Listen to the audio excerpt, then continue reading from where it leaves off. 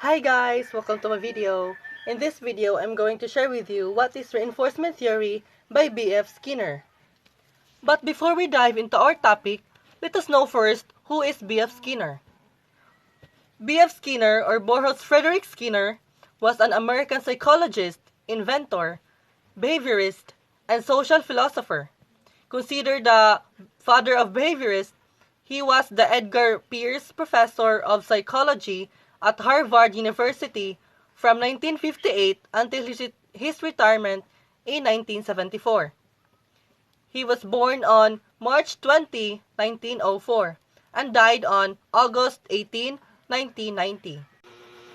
So now, let's move on the reinforcement theory. So it is a consequences of a behavior that increase the likelihood that the behavior will be repeated. Reinforcement theory is a psychological principle suggesting that behaviors are shaped by their consequences and that individual behaviors can be changed through reinforcement, punishment, and extinction. Operant conditioning, or the reinforcement theory, was first studied by Edward L. Thorndike and made famous by B.F. Skinner. Skinner believes that organisms are doing what they do naturally until they accidentally encounter a stimulus that creates a conditioning which results in exchange behavior. Reinforcement can be either negative or positive. In reinforcement, positive and negative doesn't mean good and bad. Positive means you are adding something to increase the behavior, to increase the desired behavior. And negative means you are taking something to increase the desired behavior. Positive reinforcement consists of giving reward such as food, toy, gold stars, a bonus, praise, or playing with a baby.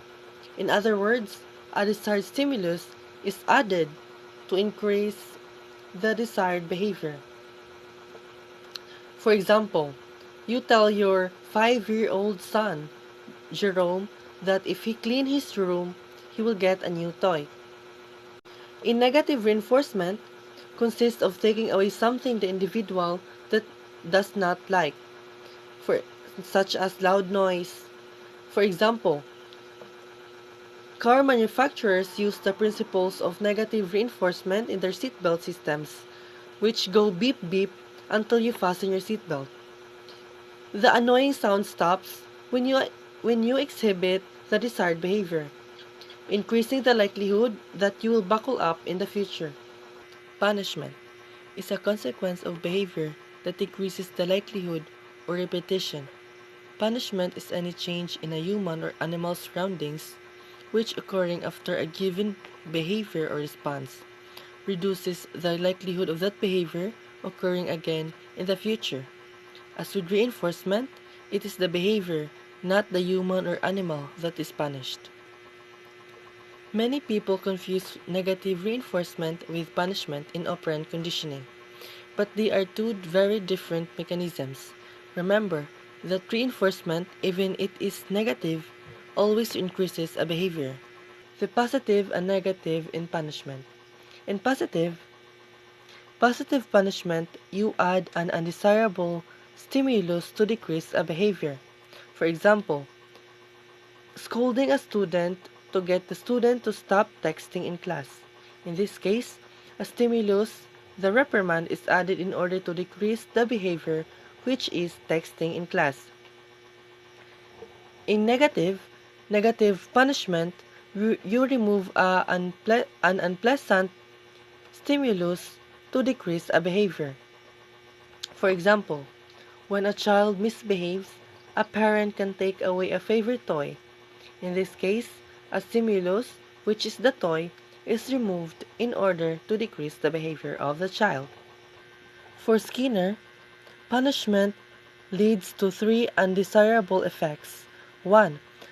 Punish responses only disappear temporarily. 2. Emotional predisposition such as guilt or shame may be conditioned through the use of punishment. 3.